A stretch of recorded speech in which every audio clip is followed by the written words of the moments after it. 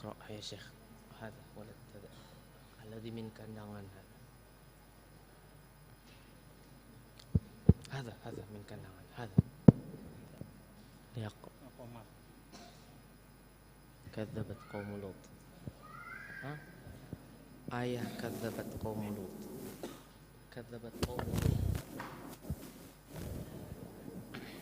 لا لا لا لا لا لا أنت كذبت قوم. لا لا لا أنت أين كذبت قوم.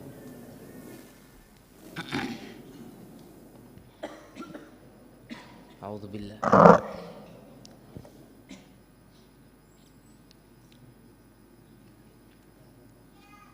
أعوذ بالله. لا لا لا أنا أقدم. السلام عليكم ورحمة الله وبركاته. الحمد لله حمدا كثيرا كما يحبه ربنا ويرضاه. نحمده تعالى على نعمه الكثيرة ونصلي ونسلم على رسوله محمد وعلى آله وأصحابه ومن تبعهم بإحسان إلى يوم الدين. أما بعد. Kaum muslimin jamaah kajian di Masjid Syarifah Salihah dan para pendengar Radio Gema Madinah, rahimani wa rahimakumullah. Di malam hari ini kembali kita teruskan kajian tafsir, di mana kita sudah sampai pada kajian tafsir surah Al-Qamar. Pada hari ini insyaallah kita akan teruskan kajian dari ayat kadzabat qaumu lutim bin nuzur. Ayat keberapa itu? Keberapa? 33. Kemarin kita sudah bahas tentang kaum Thamud dan sebelumnya kaum Ad. Pada hari ini atau pada malam hari ini insyaallah kita akan membahas tentang kaum Lut. Baik. Kita akan dengarkan bacaan Al-Quran dari salah seorang santri Bakkah, santri Ma'had Bakkah. Tafadhal. A'udzu billahi minasy syaithanir rajim. Kadzabat qaum Lutin bin nuzur.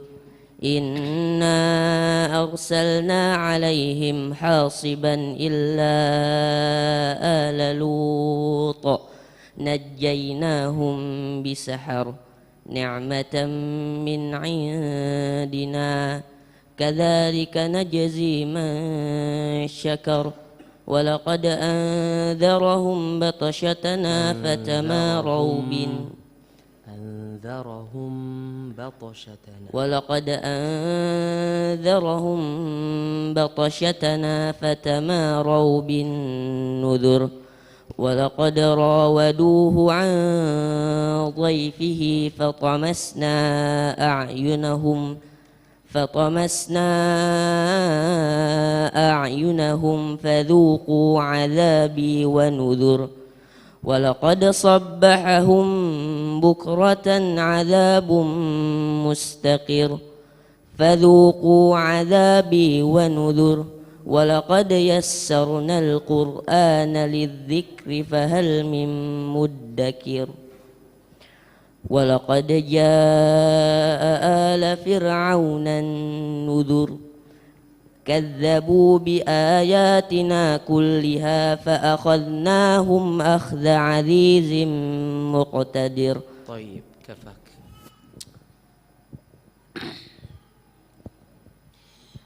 إخوة الإيمان أعزني الله وإياكم.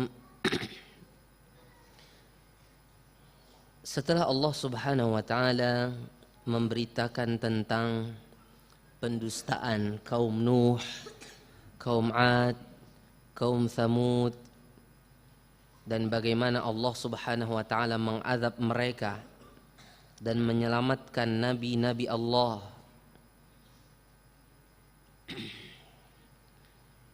Maka setelah ini Allah Subhanahu wa taala memberitakan tentang pendustaan kaum Lut, kaumnya Nabi Lut, dan bagaimana hukuman Allah kepada mereka, dan bagaimana Allah menyelamatkan Nabi Lut alaihissalam bersama orang-orang yang beriman kepada beliau alaihissalam. Allah Subhanahu wa taala mengatakan, kadzabat qaum Lutin bin nuzur, telah mendustakan kaum Lut kepada bin nuzur dengan peringatan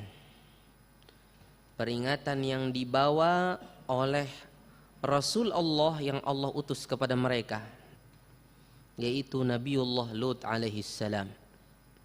Mereka mendustakan beliau, menselisihi beliau, dan kufur terhadap apa yang beliau sampaikan kepada mereka. Bahkan mereka melakukan suatu perbuatan, mereka melakukan perbuatan yang sangat tercela, yang sangat hina, yaitu homoseksual. Sebagaimana Allah Azza wa Jalla mengatakan dalam surah Al-A'raf ayat 80, atatuna al-fahishata ma sabaqakum biha min ahadin minal alamin. Apakah kalian mendatangi suatu perbuatan fahisyah, mendatangkan suatu perbuatan yang tercela, perbuatan yang hina, perbuatan yang keji, yang tidak ada seorang pun yang mendahului kalian di dalam melakukan ini dari semesta alam. Dalam ayat yang lain juga dikatakan oleh Nabi Allah kepada mereka, atatuna dzukrana minal alamin. Apakah kalian mendatangi laki-laki, yaitu laki-laki mendatangi laki-laki dari semesta alam, dari makhluk Allah, maksudnya homoseksual. Wa tadharuna ma khalaqa lakum rabbukum min azwajikum, dan kalian meninggalkan apa yang diciptakan oleh Rabb kalian untuk kalian dari pasangan kalian. Bal antum qaumun adun, bahkan kalian adalah kaum yang melampaui batas. Kita lihat di dalam beberapa keterangan dari ayat-ayat ini, jelas bahwasanya al-fahishah, perbuatan keji yang mereka lakukan ini tidak ada satu orang pun yang mendahului mereka. Jadi tidak ada homoseksual sebelum kaum Nabi Lut, dan ini adalah termasuk dari perbuatan keji yang paling besar.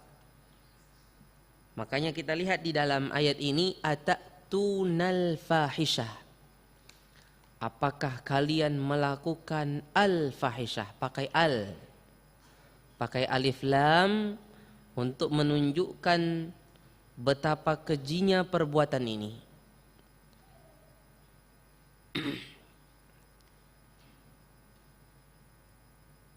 Kita bandingkan dengan firman Allah tentang perbuatan zina. Allah katakan wala taqrabuz zina, jangan kalian dekati zina.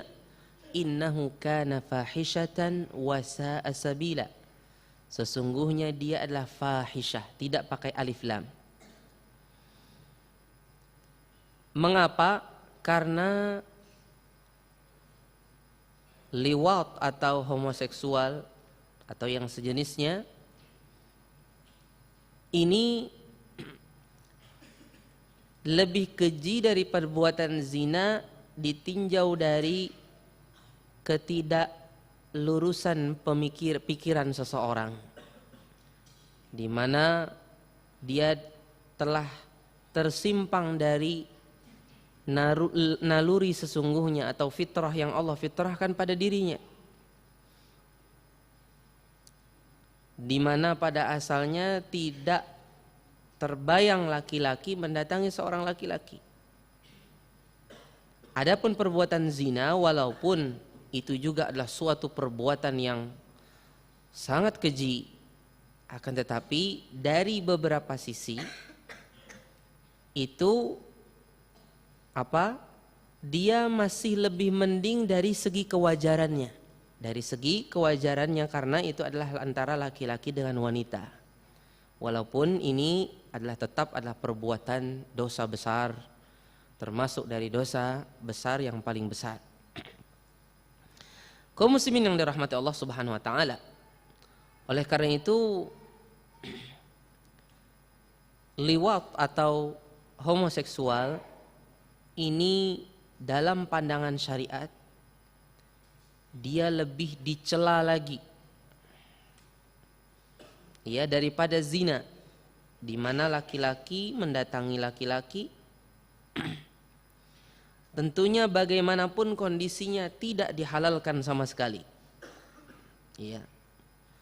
Beda dengan laki-laki dengan wanita. Dia ada beberapa kondisi yang dihalalkan, yaitu dengan dua cara, yaitu dengan pernikahan yang syar'i atau dengan cara kepemilikan, yaitu perbudakan, ketika seseorang menjadi pemilik budak wanita. Ya. Dua penyebab ini menjadikan antara laki-laki dan wanita itu halal. Adapun homoseksual bagaimanapun kondisinya, walaupun bersaudara, walaupun teman dekat, walaupun kondisinya bagaimana saja, tetap diharamkan oleh syariat. Allah Subhanahu wa taala mengatakan, walladzina hum li furujihim hafizun illa ala azwajihim aw ma malakat aymanuhum fa innahum ghairu malumin faman ibtagha wara'a dzalika faulaika humul adun. Dan orang-orang yang menjaga farji mereka kecuali kepada istri-istri mereka atau yang mereka miliki dari budak-budak mereka, maka sungguh mereka tidak dicela. Barang siapa yang menginginkan di balik itu, artinya di luar dari itu semua, maka mereka adalah orang-orang yang melampaui batas. Surah Al-Mu'minun ayat 5-7. Begitu pula di dalam surah Al-Ma'arij ayat 29-31, ya, ayat 5-7 tadi dari surah Al-Mu'minun. Kaum muslimin yang dirahmati Allah, homoseksual ini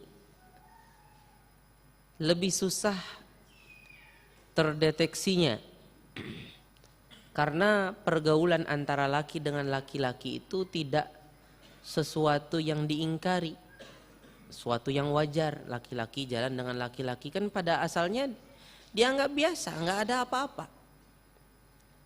Dan pada asalnya orang tidak suudzon. Orang biasa laki-laki berjalan dengan laki-laki, sebagaimana wanita jalan dengan wanita. Itu sesuatu yang tidak di luar dari kewajaran.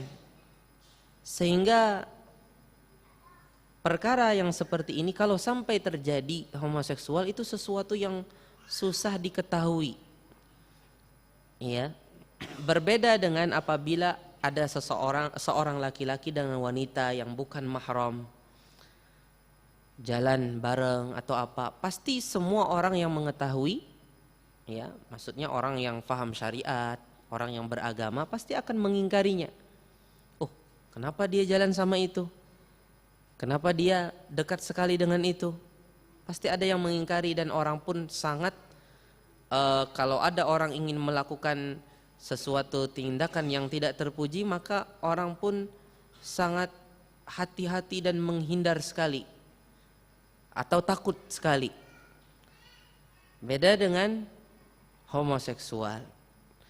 Tapi perlu kita ketahui ikhwati a'izai rahimani wa rahimakumullah, bagi orang-orang yang Allah Subhanahu wa taala berikan kepada mereka fitrah yang selamat, ya mereka tidak atau susah untuk memikirkan bagaimana itu bisa terjadi.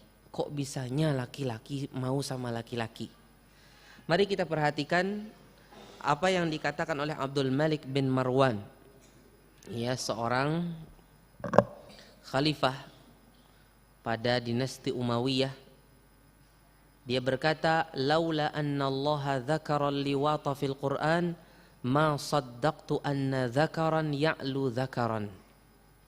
Kata Abdul Malik bin Marwan rahimahullah, kalau seandainya Allah tidak menyebutkan tentang homoseksual di dalam Al-Quran, maka aku enggak percaya ada laki-laki menindih laki-laki. Kaum muslimin yang dirahmati Allah Subhanahu wa taala, oleh karena inilah, karena dia di luar daripada naluri yang selamat, naluri yang asal yang Allah letakkan pada diri manusia, maka Allah Subhanahu wa taala jadikan hukuman terhadap liwat atau homoseksual ini dengan hukuman yang sangat berat. Wal bagaimanapun kondisi pelaku, kondisi orang yang melakukannya, ya bagaimanapun kondisi orang yang melakukannya, baik dia sudah berkeluarga atau tidak berkeluarga. Ya, kalau di dalam zina kan ada perbedaan antara yang sudah berkeluarga dengan yang tidak berkeluarga. Yang sudah berkeluarga dirajam, yang tidak berkeluarga dia dicambuk dan diasingkan. Tapi untuk pelaku liwat tidak dibedakan antara dia yang sudah berkeluarga atau yang tidak berkeluarga. Baik dia yang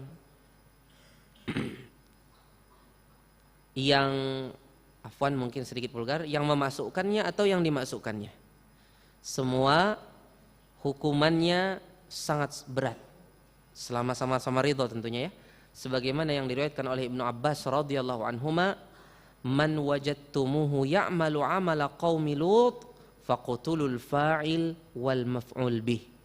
Barang siapa yang kalian dapati mereka melakukan perbuatan kaum Lut, maka bunuhlah yang melakukannya dan yang menjadi objeknya. Allah Subhanahu wa taala menghukum kaum Lut atas perbuatan yang keji ini, yang tidak pernah dilakukan oleh seorang pun dari manusia sebelumnya, dengan suatu iqab, suatu hukuman di dunia yang tidak pernah Allah turunkan hukuman tersebut sebelumnya ke muka bumi ini. Yaitu bagaimana Allah Subhanahu wa taala jadikan bagian tertinggi dari negeri atau daerah mereka itu menjadi bagian bawahnya. Menjadi bagian bawahnya. Ya. Kemudian mereka Allah Subhanahu wa taala hujani, maksudnya tadi mereka itu jadi dibalik, tanah mereka itu dibalik dan mereka dihujani batu dari tanah yang turun dari langit. Ya.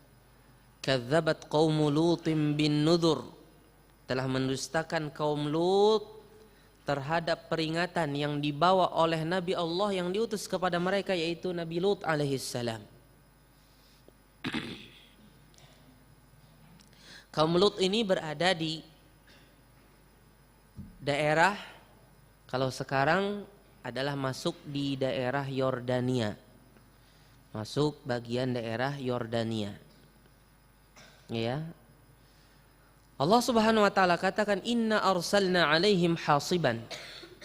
Sungguh kata Allah, kami telah mengirim kepada mereka hasiban. Hasib artinya batu, batu dari sijil, batu dari tanah.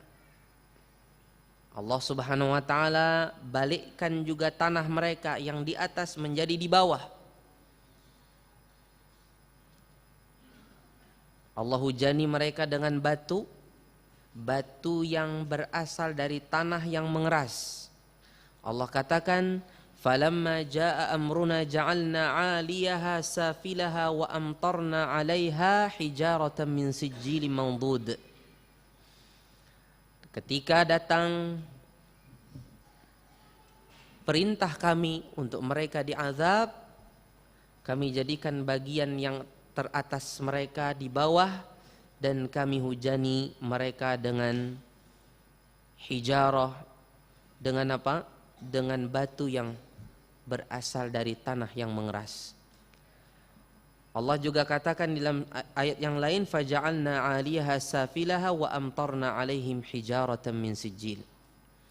Di sini Allah katakan, inna arsalna 'alaihim hasiban. Sungguh kami turunkan, kami kirim kepada mereka hasiban. Al-hasib tadi apa? Al-hijarah, batu. Ya.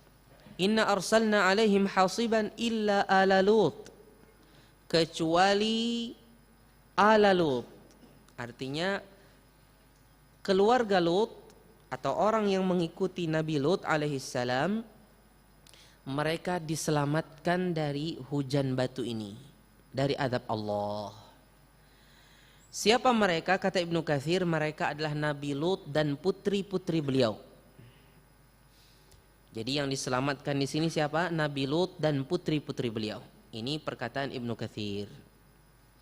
Berkata Ibnu Qayyim, yang dimaksud dari ala Lut ini adalah pengikut Nabi Lut yang beriman dari kerabat-kerabat beliau dan lain-lain. Ini menunjukkan kalau mengikuti pendapat Ibnu Qayyim, ada kemungkinan di sana ada selain putri-putri Nabi Lut alaihissalam. Illa ala Lut, kecuali keluarga Lut tadi atau yang mengikuti Nabi Lut yang beriman.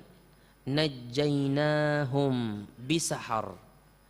Najjainahum, kami selamatkan mereka dari azab tersebut, dari hukuman tersebut. Bisahar. Bi artinya fi, pada waktu sahar. Waktu sahar adalah waktu orang makan sahur, makan suhur. Ya, bersahur, makanannya namanya suhur. Memakan suhur, sahur. Waktunya namanya saharoh atau sahar. Kapan itu? Sepertiga terakhir dari malam, bagian keduanya. Jadi malam itu sebenarnya terbagi menjadi 6 bagian. Malam itu terbagi menjadi 6 bagian. Sepertiga pertama itu bagi 2. Sepertiga kedua itu bagi 2 juga. Sepertiga ketiga itu dibagi 2.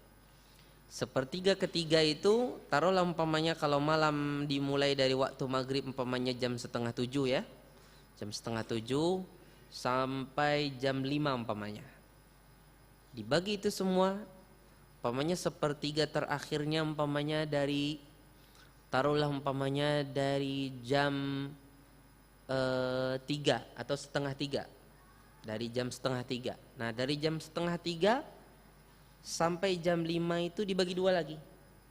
Dibagi 2 umpamanya. Dibagi 2. Ya. Ini kalau saya mikir cepat gitu ya. Dibagi 2 lagi. Nah, bagian yang kedua, pertama dan yang kedua, bagian yang kedua itulah waktu sahar. Najainahum bisahar, kami selamatkan mereka di waktu saharah, yaitu akhir malam sebelum terbitnya fajar. Dan ini adalah sebaik-baik waktu untuk berdoa. Ini adalah sebaik-baik waktu untuk berdoa. Ini adalah waktu turunnya, sebagaimana disebutkan dalam hadis yang sahih, Allah Subhanahu wa taala ke langit dunia pada sepertiga terakhir malam, sebagaimana disebutkan dalam hadis yang sahih. Turun sesuai dengan keagungan Allah Subhanahu wa taala, ya, yang tidak boleh kita bagaimanakan dan tidak boleh kita serupakan dengan makhluk ya yang penuh dengan kekurangan dan aib. Berkata Imam Ibnu Katsir rahimahullah, mereka itu keluar di akhir malam. Nabi Lut dan orang-orang yang mengikuti beliau, mereka keluar dari tempat mereka yang di situ nanti akan diturunkan azab, itu di akhir malam, berarti di waktu sahar. Sehingga mereka selamat dari apa yang menimpa kaum Nabi Lut. Kata Ibnu Katsir, tidak ada seorang pun dari laki-laki yang mau beriman kepada Nabi Lut. Jadi semua laki-laki kufur kepada Nabi Lut. Tapi ingat, Nabi Lut itu nabi yang bukan untuk seluruh alam, tidak seperti Nabi Muhammad sallallahu alaihi wasallam. Berarti beliau hanya diutus kepada kaum beliau yang ada di Yordania itu. Ya. Adapun di daerah lain lagi nabinya, seperti Nabi Ibrahim alaihissalam. Nabi Ibrahim alaihissalam itu sepupu ya atau misan Nabi Lut alaihissalam. Beliau berada di tempat lain lagi, di Palestina. Ya. Dan juga sempat di Mesir. Walam yu'min bi Lut min qaumihi ahad wala rajulun wahid. Hatta walam bukan di Mesir, Nabi Ibrahim di Babilonia ya. Di Babilonia di Irak. Walam yu'min bi Lut min qaumihi ahad. Tidak ada, kata Ibnu Katsir, wala rajulun wahid, tidak ada seorang laki-laki pun yang mau beriman kepada Nabi Lut. Sampai istri beliau pun tidak mau beriman kepada Nabi Lut. Sehingga Allah Subhanahu wa taala menimpakan kepada istri beliau apa yang Allah timpakan kepada kaum beliau dari azab di dunia. Di baliknya, dijungkir balikannya tanah mereka, dan mereka dihujani dengan batu. Wa kharaja, ketika itu Nabi Lut dan putri-putri beliau keluar dari mereka, ya, padahal mereka ketika itu ada. Mereka ketika itu ada, tapi mereka bisa keluar dari kerumunan atau banyaknya kaum tersebut, ya, dan putri-putri beliau itu selamat dari mereka semua. Nanti bisa kita perhatikan bagaimana kisahnya. Allah Subhanahu wa taala selamatkan Nabi Lut dan putri-putri beliau. Jadi kalau kita ikuti dari pendapat Ibnu Katsir ini, tidak ada satu laki-laki pun yang mau beriman. Dan beliau keluar bersama putri-putri beliau. Ini pendapat Imam Ibnu Katsir rahimahullah ta'ala. Najainahum bisahar, kami selamatkan mereka pada waktu saharah, waktu menjelang fajar. Ini isyarat akan keutamaan waktu tersebut. Kalau di situ diselamatkan kaum Nabi Lut, itu menunjukkan waktu itu sengaja Allah sebut waktu ini untuk menunjukkan keberkahan waktu tersebut. Waktu penyelamatan kepada kaum Nabi Lut, dan itulah waktu terbaik untuk berdoa kepada Allah Subhanahu wa taala dan bermunajat kepada Allah. Ni'matan min indina. Penyelamatan tersebut dari Allah adalah nikmat dari sisi kami, kata Allah, atas Nabi Lut dan keluarga beliau, di mana mereka diselamatkan dari azab Allah dan dihancurkannya musuh-musuh mereka. Ni'matan min indina kadzalika najzi man syakar. Demikianlah kami membalasi orang-orang yang bersyukur. Yang bersyukur terhadap nikmat Allah dengan ketaatan kepada Allah dan ketaatan kepada Rasul-Rasul Allah, sehingga Allah Subhanahu wa taala selamatkan mereka dari azab di hari di mana Allah membinasakan musuh-musuh mereka. Kadzalika najzi man syakar. Ini juga sebagai peringatan, termasuk dari sunnatullah, ketentuan Allah yang berlaku di muka bumi ini bersama kekasih-kekasihnya yang bersyukur kepada Allah, kepadanya. Allah pasti akan menyelamatkan mereka dan menjaga mereka dan menolong mereka, ya, dan menjadikan akhir yang baik untuk mereka. Sebagaimana Allah katakan, fasbir innal aqibata lil muttaqin, bersabarlah sesungguhnya akhir yang baik itu bagi orang-orang yang bertakwa. Happy ending itu hanya untuk orang-orang yang bertakwa. Wal aqibatu lil muttaqin, akhir yang baik adalah untuk orang karena ketakwaan. Kadzalika najzi man syakar. Kemudian Allah berkata kembali, walaqad anzarahum batashatana. Walaqad, waw di sini waw untuk memulai pembicaraan baru, tapi masih ada sambungannya dengan, masih ada hubungannya dengan yang sebelumnya. Laqad itu lam di sini adalah lam yang menunjukkan sumpah. Berarti begini, wallahi, lam itu menunjukkan sumpah, ya. Wallahi qad itu artinya telah, atau penekanan akan menunjukkan bahwasanya itu telah terjadi. Walaqad anzarahum, dan sungguh demi Allah telah anzarahum. Siapa? Nabi Lut alaihi salam telah memberikan peringatan kepada mereka akan batasyatana, akan hukuman kami yang pedih dengan azab. Batasyatana, Lut ini sudah memberikan peringatan kepada mereka akan hukuman kami, ya, sebagaimana Allah Subhanahu wa taala sebutkan tentang hukuman Allah pada setiap kaum yang durhaka kepada Allah. Fakullan akhadna bidzambi. Batsyah itu artinya akhdhah. Dalam bahasa Arab, batsyah artinya akhdhah.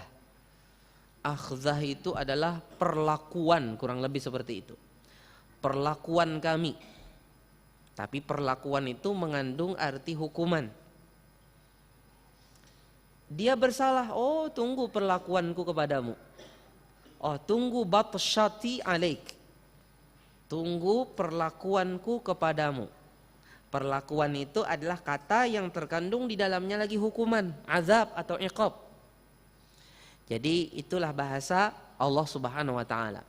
Walaqad anzarahum batasyatana, sungguh demi Allah Lut alaihi salam telah memperingatkan memperingatkan mereka akan perlakuan kami kepada mereka dengan hukuman kami yang keras.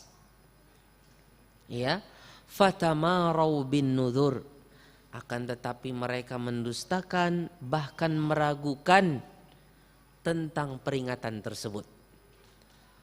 Ya, mereka tidak mau mendengarkannya dengan baik, bahkan mereka tidak mau mempercayainya. Kemudian Allah kembali mengatakan walaqad rawaduhu an dhaifihi.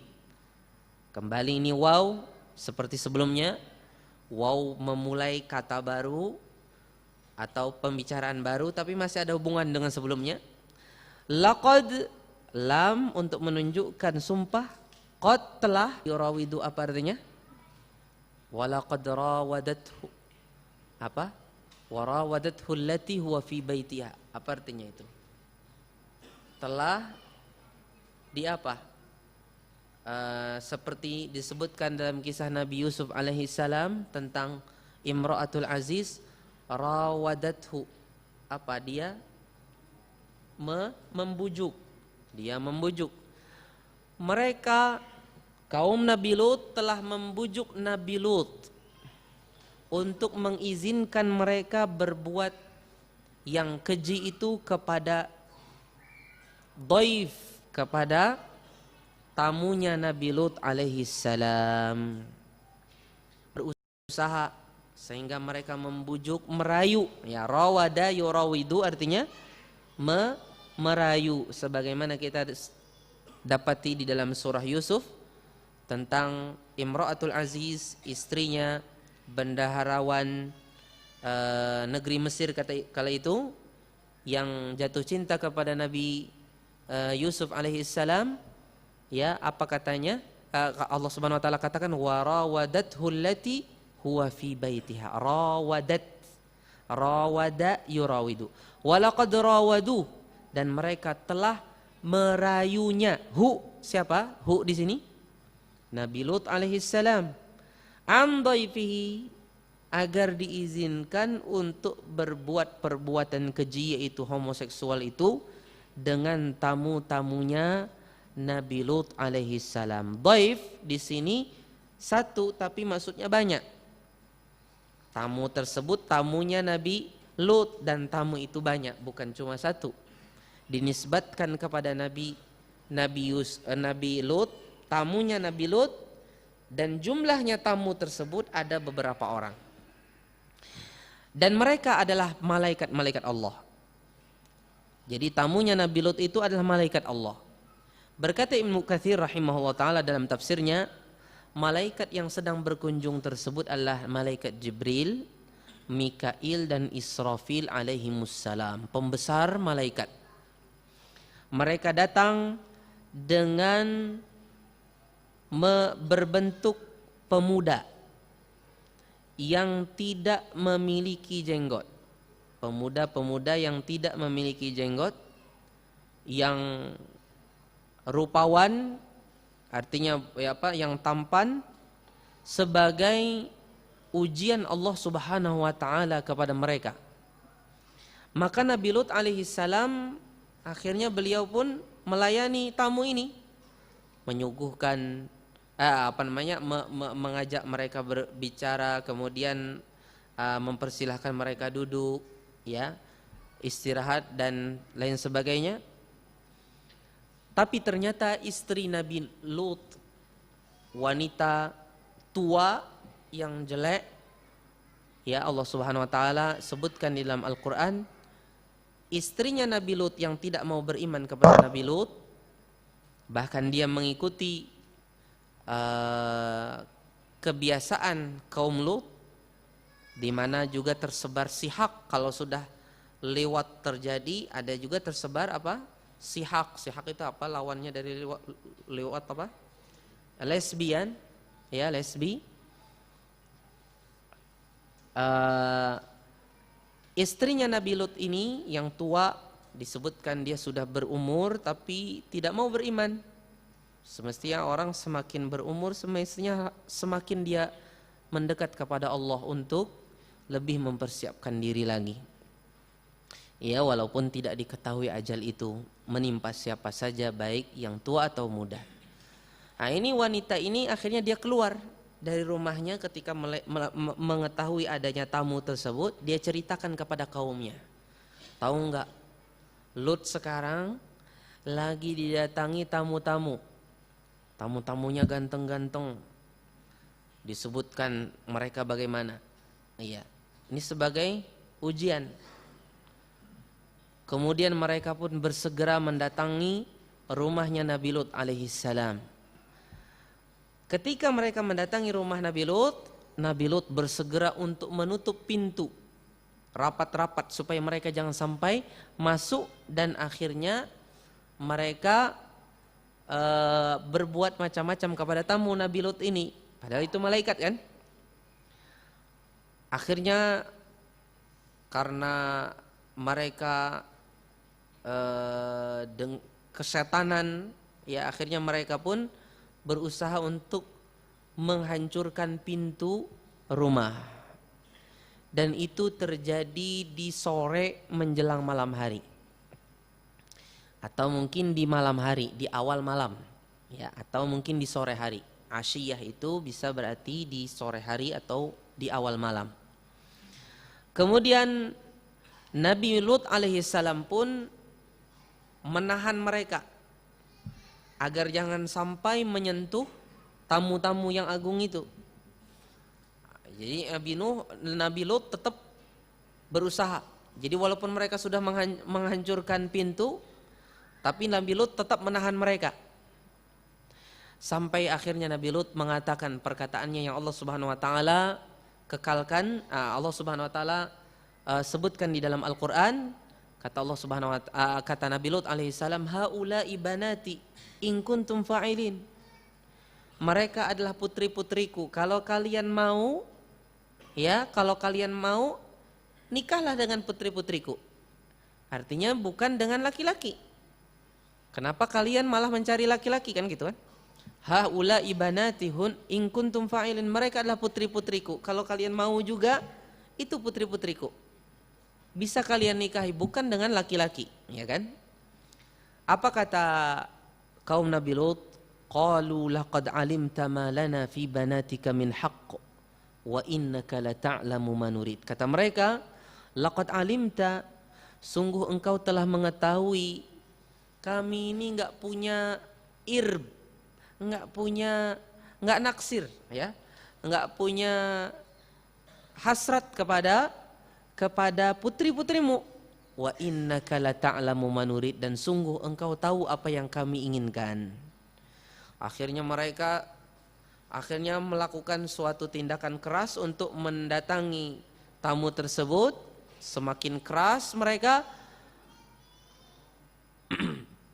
jadi mereka tetap berusaha untuk bisa masuk. Akhirnya Jibril alaihissalam keluar sebentar mendatangi mereka, dan Jibril alaihissalam memukul mata-mata mereka itu dengan ujung dengan ujung sayapnya. Akhirnya mata-mata mereka pun buta. Mata-mata mereka buta.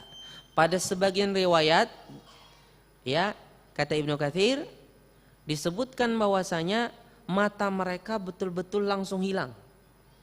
Jadi dengan pukulan ujung dari sayap Jibril tersebut, mata-mata mereka hilang dari wajah mereka.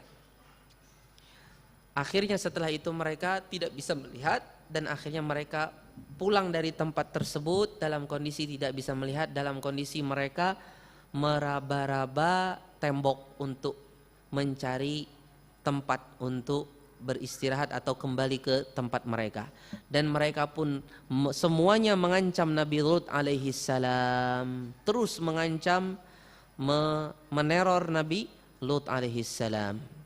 Kita lihat di dalam ayat ini, fatamasna a'yunahum walaqad walaqad rawaduhu an dhaifi, fatamasna a'yunahum, akhirnya kami butakan mata atau penglihatan mereka. Fadzuqu azabi wa nuzur, maka rasakanlah oleh kalian wahai kaum Lut azabku dan peringatanku. Azabku dan efek daripada apa yang telah aku peringatkan kepada kalian.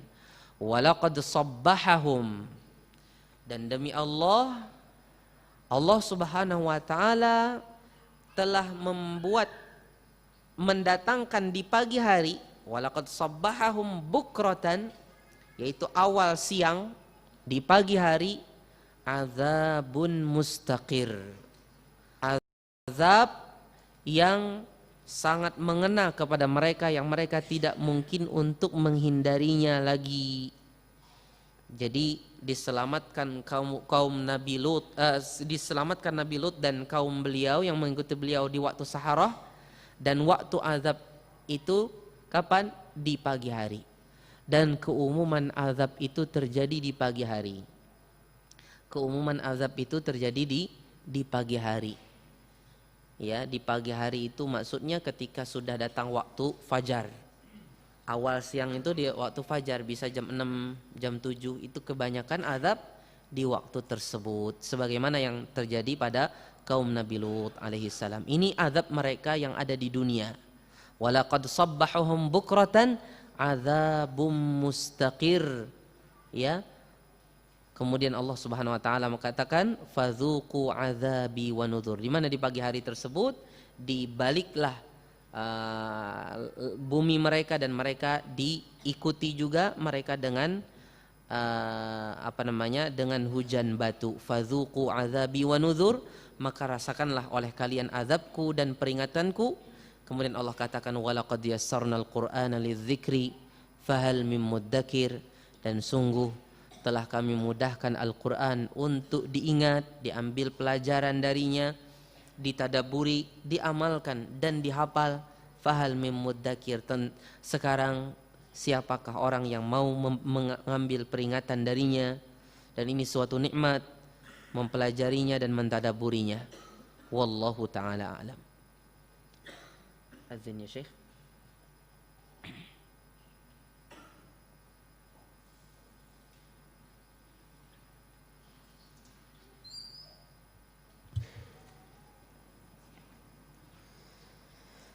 Allahu Akbar,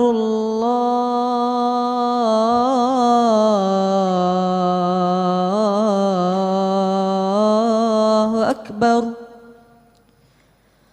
Allahu Akbar, Allahu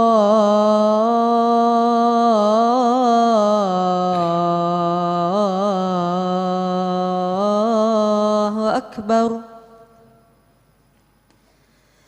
Ashhadu an la ilaha illallah.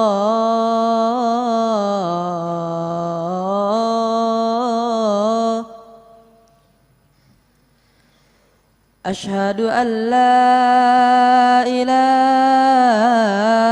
illallah.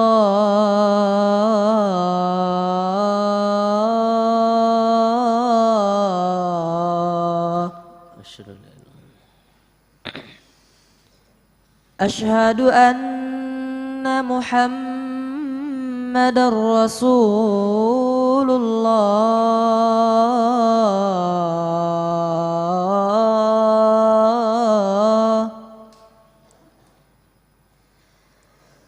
Ashhadu anna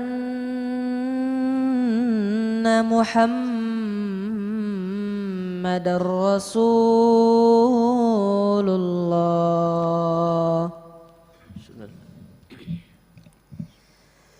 حي على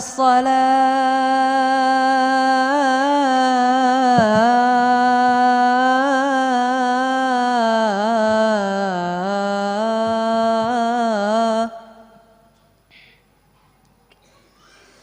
حي على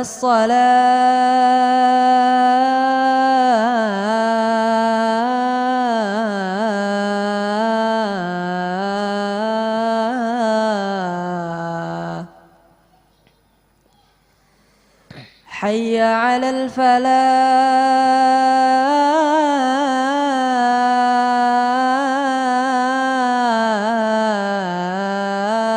الفلاح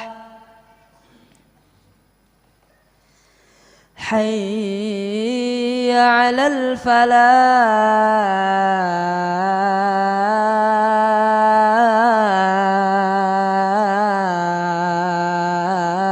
الفلاح.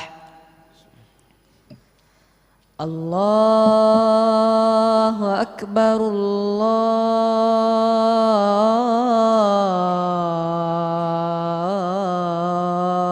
الله أكبر. لا إله إلا الله.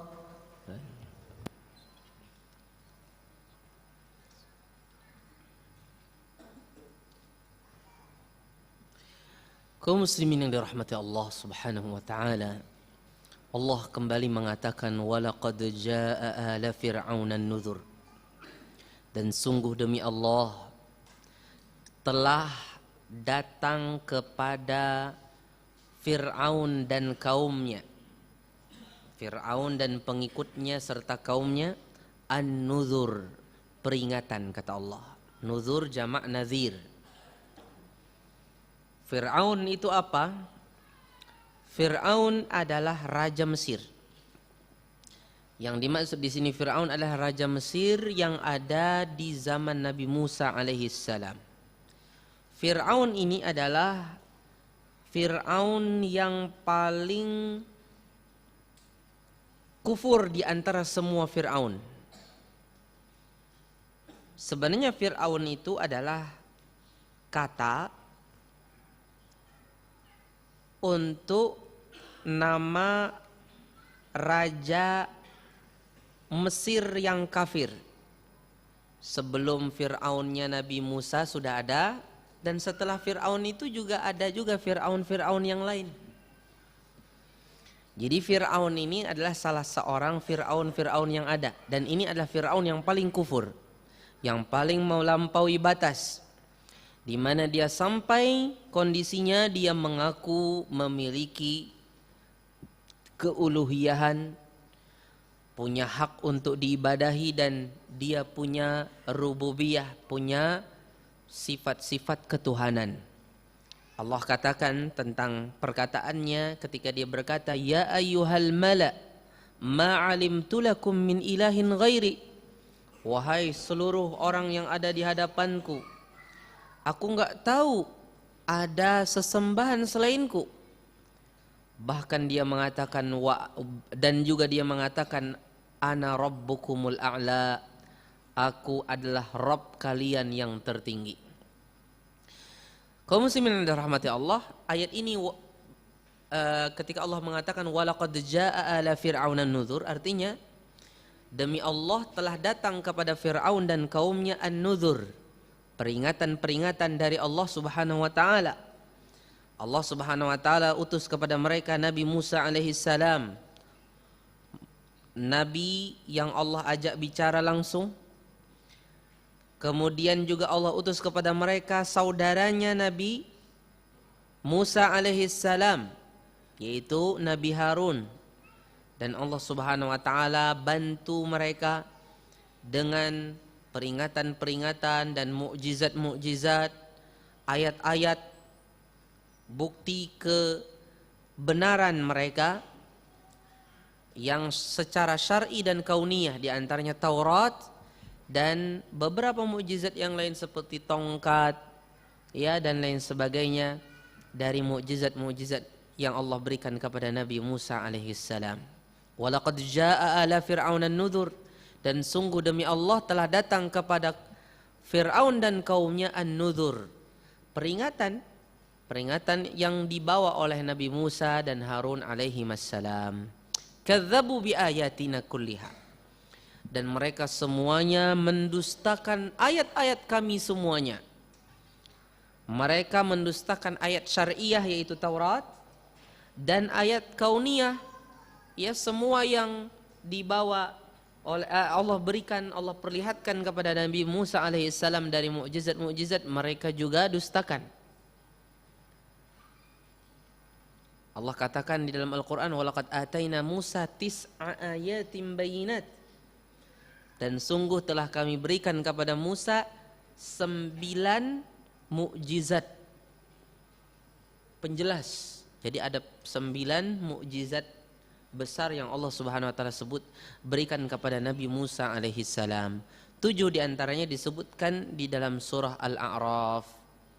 Ya, di antaranya adalah tongkat, kemudian lagi ad-dafadi', kodok atau apa itu dari, kemudian tangan yang memutih dan sebagainya. Itu semua di antara mukjizat-mukjizat Nabi Musa alaihi salam. Ini semua disusahkan oleh Fir'aun dan kaumnya.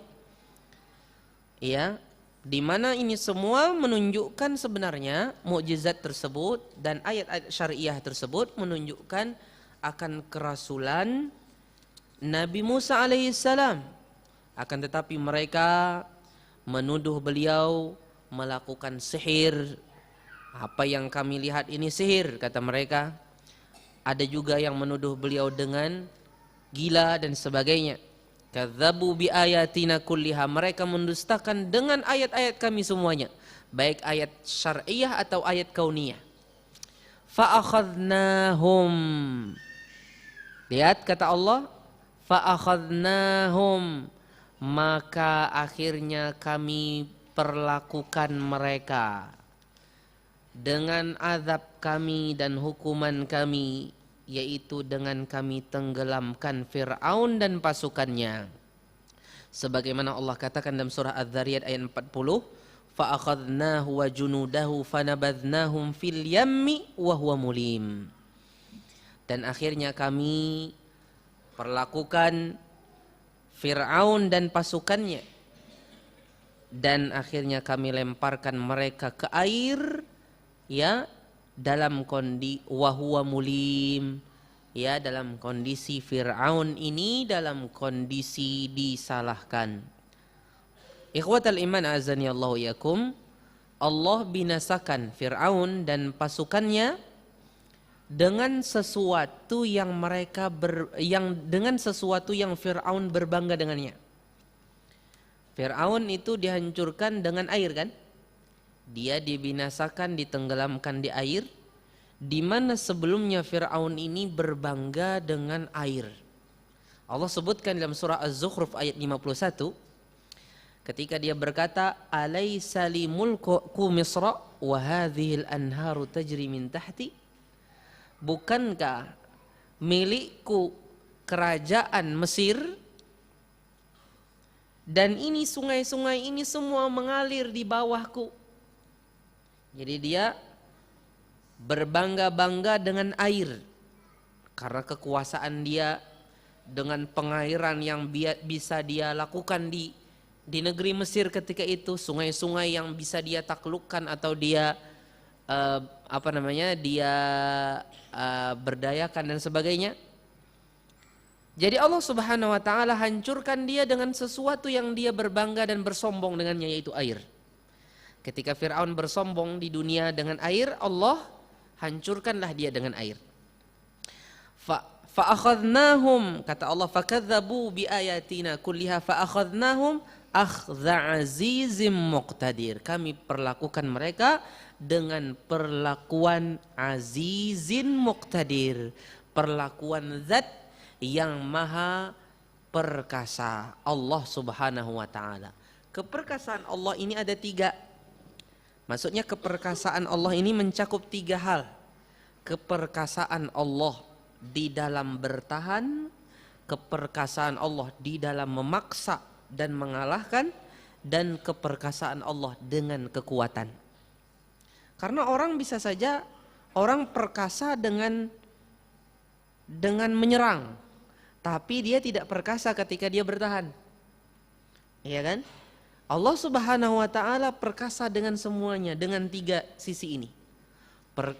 Izzatul imtina, izzatul qahri wal ghalabah, wa izzatul quwwah. Allah Subhanahu wa taala perkasa di dalam menahan sesuatu. Kalau Allah tidak ingin orang-orang yang beriman dikalahkan oleh orang-orang kafir, maka Allah akan tahan. Dan Allah juga perkasa dengan qahar wal ghalabah, dengan kemenangan. Kalau Allah ingin memenangkan sesuatu, memaksa sesuatu, Allah perkasa. Dan juga Allah itu perkasa dengan kekuatan. Dengan kekuatan Allah Subhanahu wa taala. Akhdha azizin muqtadir, muqtadir maksudnya yang memiliki qudrah, yang memiliki kemampuan yang sempurna atas segala sesuatu. Hal ini mirip sekali dengan firman Allah, lillahi mulkus samawati wal ardi wa ma fihin wa huwa ala kulli syai'in qadir. Hanya milik Allah kerajaan langit dan bumi dan apa yang ada di dalam keduanya.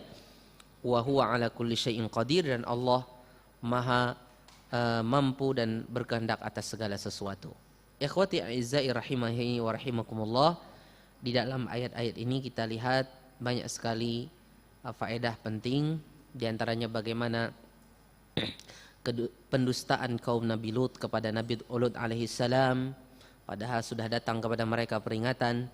Bagaimana Allah membinasakan kaum Nabi Lut dengan Allah kirim kepada mereka hujan batu, dan Allah jadikan negeri mereka itu terbalik, ya.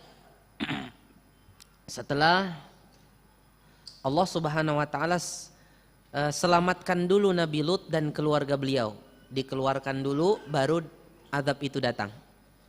Dikeluarkan mereka, diselamatkan di waktu saharah, dan diturunkan azab setelah waktu saharah, yaitu di pagi hari. Kemudian juga di situ juga ada isyarat tentang keutamaan waktu saharah, yaitu waktu turunnya Allah Subhanahu wa taala ke langit dunia sesuai dengan kemuliaan dan kemahaagungan Allah Subhanahu wa taala dan kemahabesaran Allah.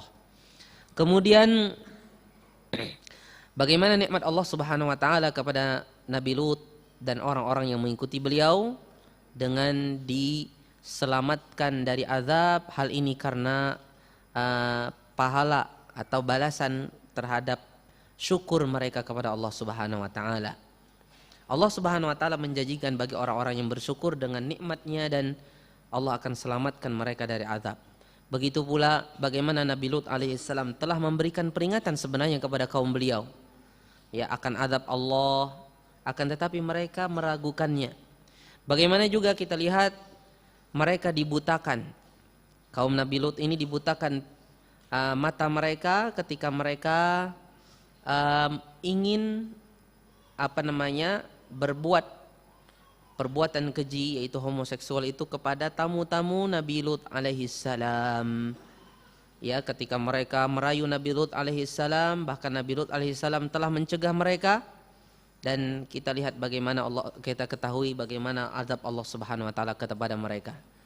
Kemudian juga kita lihat bagaimana azab itu pasti Allah Subhanahu wa taala turunkan kepada orang-orang yang mendustakan kepada nabi-nabi Allah, di antaranya Nabi Lut alaihissalam. Terjadi kapan? Di awal siang. Setelah mereka itu diazab di awal siang, mereka mati dan diteruskan azab selanjutnya yaitu azab akhirat. Bersambung itu. Setelah dihancurkan, mereka dibinasakan, bersambung lagi dengan azab akhirat yaitu azab di alam barzakh dan seterusnya diazab di neraka jahanam. Kemudian juga bagaimana kerasnya azab Allah kepada kaum Nabi Lut, dan ini peringatan bagi orang-orang yang mengikuti perbuatan perbuatan kaum Nabi Lut ya.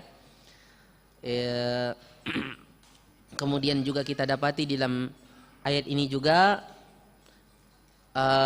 ditekankannya bahwasanya Al-Quran itu dimudahkan untuk diingat dan diambil peringatan darinya. Di sini ada berapa kali diulang walaqad yassarnal Qur'ana lidzikri fahal mim mudzakir? Berapa kali diulang? 4 kali. Subhanallah. Enggak 1 kali, 4 kali. Fahal mim mudzakir. Sekarang siapa yang mau mengambil peringatan, mau mentadaburinya, mau mengamalkannya, dan diantaranya yang mau menghafal Al-Quranul Karim. Alhamdulillah di Mahat Bakkah ini kita menghafalkan santri-santri kita ya dari jenjang SD, kemudian mutawassithah ya, dan juga di marhalah i'dad al-lughawi Al-Quranul Karim. Semoga jamaah-jamaah sekalian memberikan dukungan baik berupa moral dan moral untuk perkembangan mahat kita yang kita cintai ini.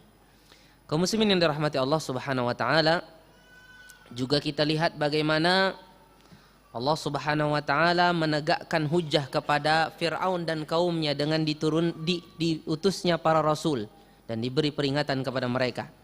Juga bagaimana kedustaan Fir'aun dan tentaranya dengan ayat Allah Subhanahu wa taala yang kauniyah dan syar'iyah, dan akhirnya mereka dibinasakan dengan ditenggelamkan. Ikhwati a'izzai rahimani wa rahimakumullah. Dan juga kita ketahui bagaimana kita ketahui bersama dan kita imani keperkasaan Allah yang sempurna ya, sehingga Allah Subhanahu wa taala maha mampu untuk membalasi orang-orang yang orang-orang yang mendustakan. Taib, ada beberapa pertanyaan yang masuk di sini.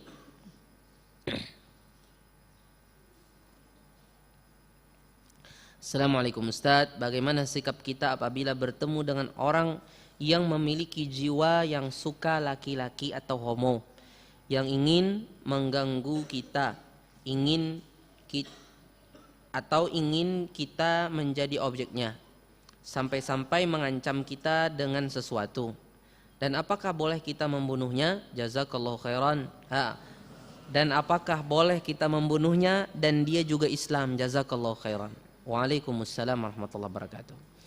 Pertanyaan yang bagus. Mungkin tadi ketika saya sampaikan kajian ini saya belum terlalu mendalam. Berkata Ibnu Abbas tadi, man wajadtumuhu yaf'alu fi'la qaumi Lut faqtulu apa tadi al-fa'il wal maf'ul ya. Barang siapa saja yang kalian dapati dia melakukan perbuatan kaum Nabi Lut, maka bunuhlah pelakunya dan objeknya ya. Bunuhlah pelakunya dan objeknya ya. Maksudnya yang kedua-duanya yang apa namanya melakukan hal tersebut, yang sama-sama berkasih sayang yang haram tersebut. Ini perintah bukan kepada setiap orang yang membunuh. Yang membunuh ini maksudnya adalah pemerintah. Itu hukum syar'inya. Kalau seandainya negara kita ini umpamanya berhukum secara utuh dengan syariat Islam, ya, negara kita ini tentunya sudah ada beberapa hukum Islam di dalam beberapa hukum di negara ini, tapi belum utuh ya, belum sempurna. Di antaranya adalah hukum yang berhubungan dengan masalah pidana yang seperti ini, pidana terhadap perbuatan-perbuatan keji seperti ini. Nah, yang diperintahkan di sini tentunya waliul amar, pemerintahnya. Jadi kalau seandainya semoga Allah Subhanahu Wa Taala memperbaiki negara kita ini, kalau seandainya negara kita ini berhukum dengan hukum Islam secara utuh, maka hukuman yang diberlakukan pemerintah kepada pelaku homoseksual adalah mereka dibunuh. Mereka dibunuh. Itu hukumannya. Dan ini perkataan ini adalah perkataan Abdullah bin Abbas radhiyallahu an. Bukan pribadi. Orang lihat sesuatu dibunuh enggak. Yang bunuh adalah yang menghukum dengan dibunuh ini adalah pemerintah. Ya, pemerintah sudah ada yang berwenangnya. Mereka ditangkap dulu. Setelah ditangkap, dicari saksinya, memangkah betul melakukan, disidik dulu sampai betul-betul benar melakukan. Ya, kemudian ada lagi yang lain-lain, kemudian mereka dihukum dengan dibunuh. Jadi bukan pribadi orang lihat sesuatu langsung dibunuh, enggak, ya. Dan juga yang dimaksud dari yang dibunuh ini adalah yang betul-betul bukan yang muqaddimat ya. Kan orang melakukan homoseksual itu biasanya kan ada kecenderungan.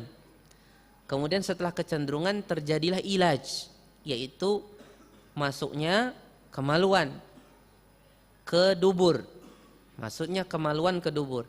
Yang dibunuh ini maksudnya yang sudah sampai masuk itu, bukan yang belum sampai. Kalau yang belum sampai itu walaupun sudah niat melakukan tapi ternyata tidak terjadi, ada penghalang dan sebagainya, maka ini tidak masuk. Tidak masuk dari yang dihukum dibunuh. Yang dihukum dibunuh itu yang sampai terjadi itu, bukan yang baru cium-cium, yang walaupun itu sudah arah ke sana, tetap saja ini arah ke sana, tapi yang dihukum dibunuh nih yang sudah sampai kepada ilaj. Thayyib. Assalamualaikum warahmatullahi wabarakatuh. Waalaikumsalam warahmatullahi wabarakatuh.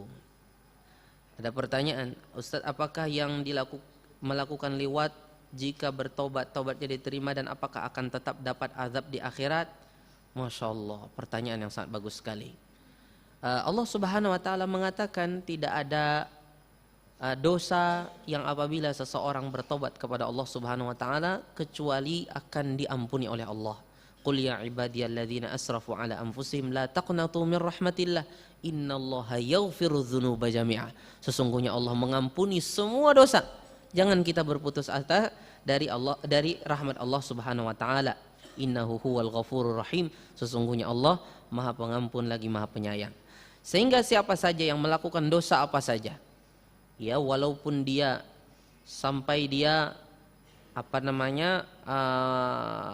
membunuh orang tuanya umpamanya, tapi dia sempat bertobat kepada Allah, waliyadzubillah ya, dia bertobat kepada Allah Subhanahu Wa Taala, maka Allah Subhanahu Wa Taala akan ampuni dosanya. Walaupun orang melakukan dosa yang terbesar yaitu dosa syirik, kalau dia sempat bertobat sebelum wafatnya, maka akan Allah Subhanahu Wa Taala ampuni, ya. Dan liwat ini tentunya dosa di bawah syirik. Kalau syirik saja bisa Allah ampuni, kalau orang itu bertobat, sempat bertobat, apalagi dosa yang di bawah syirik. Pasti Allah akan ampuni dan dia akan selamat dari azab Allah di akhirat. Ya.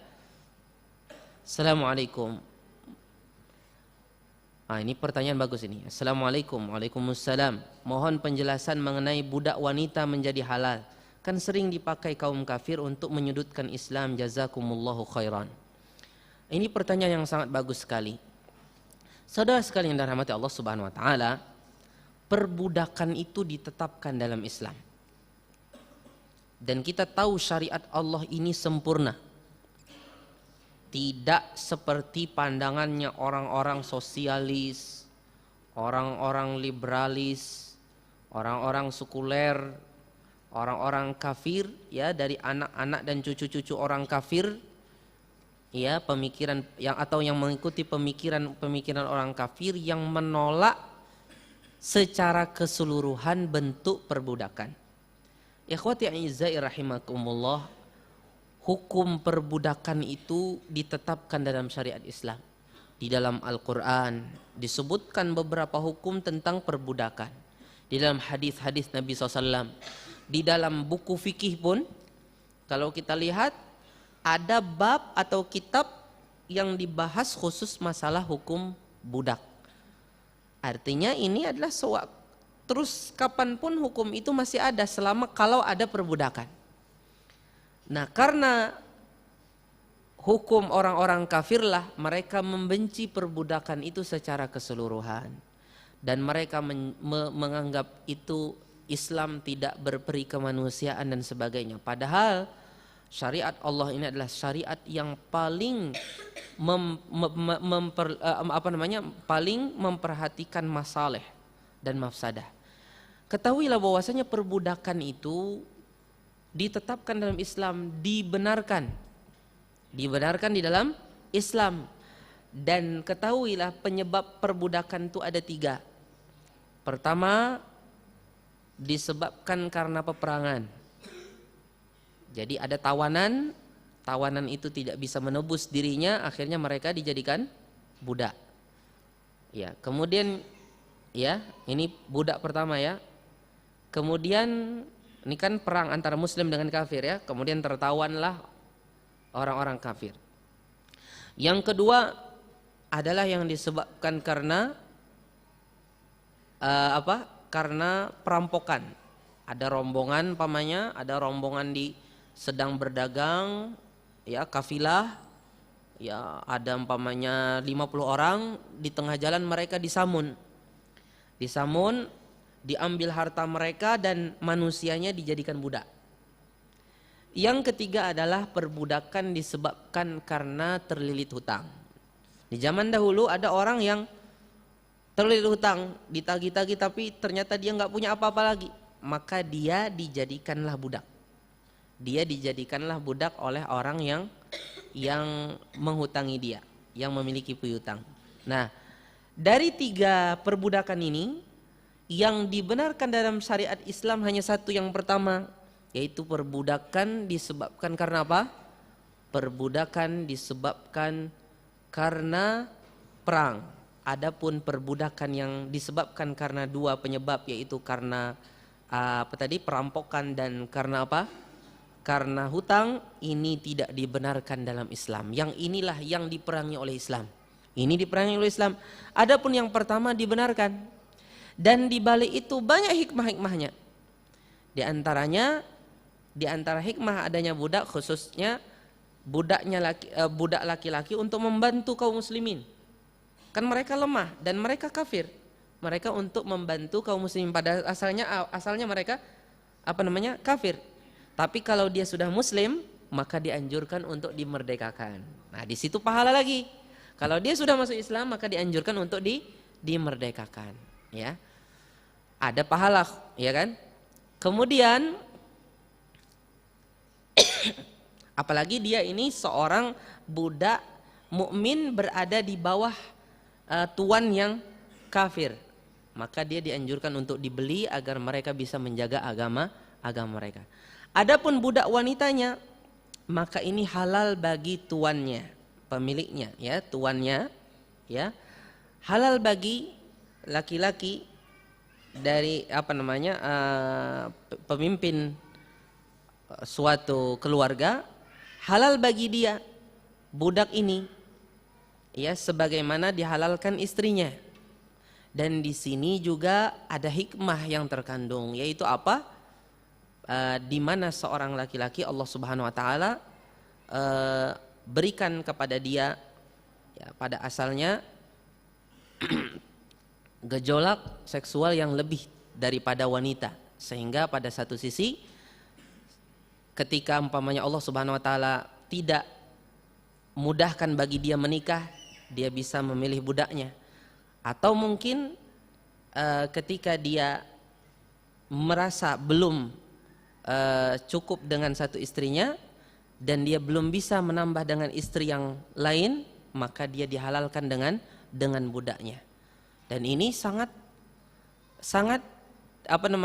mendukung untuk kemaslahatan keimanan, sosial, kemasyarakatan, dan akhirnya terjagalah masyarakat itu dibanding di mana-mana ketika perbudakan ini betul-betul sama sekali tidak dibolehkan, terjadilah perzinahan di mana-mana, ya kan?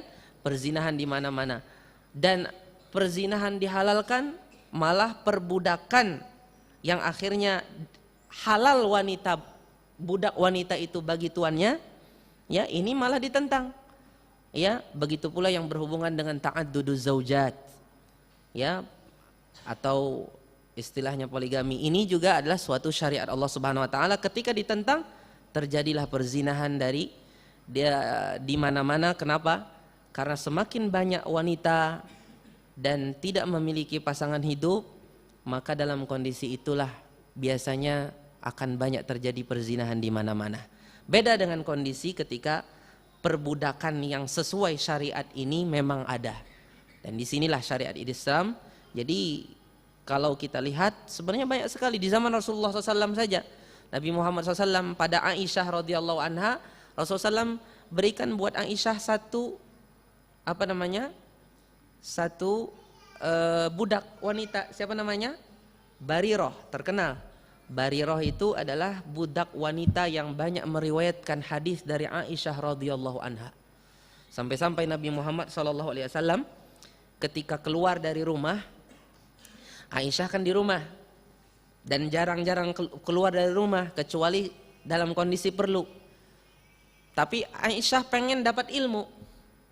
Wahai Bariroh, tuh Nabi kayaknya sedang menuju ke mana? Sedang menuju ke tanah kubur yang ada di samping Baqi'. Nabi sedang menuju Baqi', tolong diikuti. Akhirnya Bariroh pun pergi jalan mengikuti Nabi Muhammad SAW dari belakang. Ternyata Bariroh melihat Nabi SAW datang ke Baqi'. Nabi salam kepada ahli Baqi'. Setelah salam, Nabi Muhammad SAW menghadap ke kiblat, bukan menghadap ke kubur, menghadap ke kiblat, mendoakan orang-orang yang ada di Baqi'. Subhanallah, sampai kepada kita ilmu tersebut. Dari mana? Dari Bariroh, budak yang Nabi SAW hadiahkan kepada Aisyah radhiyallahu anha. Kemudian hukum-hukum banyak sekali ada diriwayatkan oleh orang-orang yang berasal dari kaum budak. Ya, seperti Bariroh ini, ada seorang budak laki-laki yang jatuh cinta kepadanya. Kemudian terjadilah hukum di situ yang berhubungan dengan hukum isyik. Tapi apa boleh buat, Bariroh tidak menyukai laki-laki tersebut. Akhirnya laki-laki tersebut terus mengingat Bariroh, dan Bariroh akan tetapi karena Bariroh tidak mau, akhirnya dipisahkan oleh Nabi Muhammad SAW. Padahal Nabi SAW sudah membujuk Bariroh. Ikhwati a'izzai rahimani wa rahimakumullah. Banyak dalam kehidupan, bahkan seperti Ali bin Abi Thalib pernah bersama Fatimah, karena Ali bin Abi Thalib ini kan seorang yang miskin, ya. Akhirnya Ali bin Abi Thalib melihat istrinya yang sangat capek. Akhirnya Fatimah minta Ali bin Abi Thalib untuk mendatangkan pembantu, biasanya itu dari budak. Tapi Ali bin Abi Thalib nggak punya apa-apa, nggak bisa beli budak kan. Akhirnya mereka mencari Rasulullah SAW. Datang ke rumah Aisyah, ternyata Rasulullah SAW pergi. Tapi setelah Rasulullah SAW datang ke rumah istri beliau, mereka menyampaikan tadi Fatimah dan suaminya mencari. Akhirnya Nabi SAW malam-malam datang dan duduk di antara Ali bin Abi Thalib dan Fatimah radhiyallahu anha. Kemudian Nabi SAW mengatakan, maukah kalian aku berikan sesuatu yang lebih baik daripada khadim, daripada pembantu? Apa itu? Bacalah oleh kalian subhanallah 33 kali, alhamdulillah 33 kali, Allahu Akbar 34 kali. Ini lebih baik daripada pembantu. Akhirnya diamalkan oleh Fatimah radhiyallahu anha dan Ali bin Abi Thalib sebelum tidur.